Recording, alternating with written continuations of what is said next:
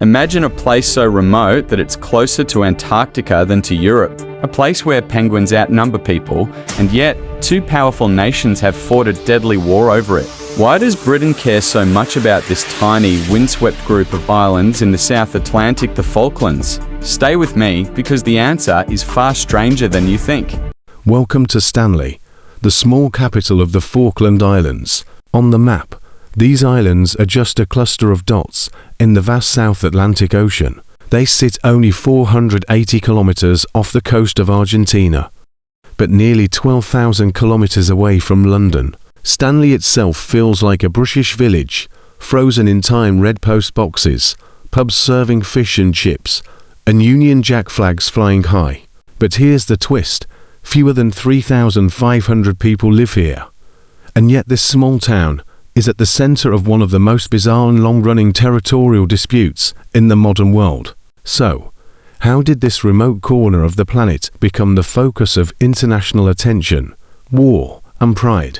To answer that, we need to go back in history. In 1833, Britain took control of the islands. Argentina, which had recently gained independence from Spain, considered the islands theirs. They called them Las Malvinas, and ever since that moment, Argentina has never stopped claiming them. For nearly 150 years, the island stayed under British rule, but tensions never disappeared. And then, everything exploded in 1982. That year, Argentina's military dictatorship launched a surprise invasion of the Falklands. Their troops landed on the islands and quickly took control. For Argentina, it was about reclaiming what they believed was stolen land. But for Britain, this was unacceptable. Prime Minister Margaret Thatcher ordered a massive naval task force, over 100 ships, thousands of soldiers, to sail nearly 8,000 miles south to take the islands back. What followed was the Falklands War. It lasted just 10 weeks, but it was brutal. Around 900 soldiers lost their lives, 649 Argentinians, and 255 British.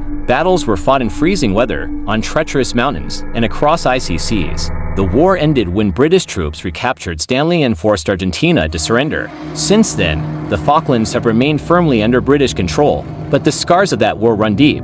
In Argentina, people still call it Las Malvinas and see them as rightfully theirs. In Britain, defending the Falklands became a symbol of national pride and military strength. So you see, the Falklands aren't just a patch of land. For both sides, they represent history, honor, and identity.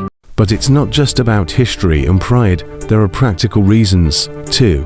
The waters around the Falklands are rich in fish, worth billions of dollars each year, and beneath the seabed, there may be valuable oil reserves. Whoever controls the islands controls those resources. Then there's the military factor. The Falklands are like a giant, unsinkable aircraft carrier in the South Atlantic. For Britain, having a base here means projecting power in a strategically important region. But what about the people who actually live here? Well, in a 2013 referendum, 99% of Falkland Islanders voted to remain British. They speak English, drive on the left side of the road, and proudly fly the Union Jack. And here's something bizarre: penguins outnumber humans by almost 3 to 1 on the islands. There are 5 different species of penguins living alongside British soldiers and local sheep farmers. Flights from Britain to the Falklands take nearly 18 hours, with a stopover in South America. Yet despite the distance, British families live here as if it's just another corner of the UK. Meanwhile, in Argentina, school children grow up learning that Las Malvinas son Argentinas. The Malvinas belong to Argentina. The conflict is taught as unfinished business. So here's the big question: as long as Britain refuses to give up the islands and Argentina refuses to stop claiming them, what future awaits the Falklands? Will they remain a peaceful but heavily guarded outpost of Britain? Or will history repeat itself and the South Atlantic once again become the stage of a bloody conflict? The answer might be waiting just beyond the horizon.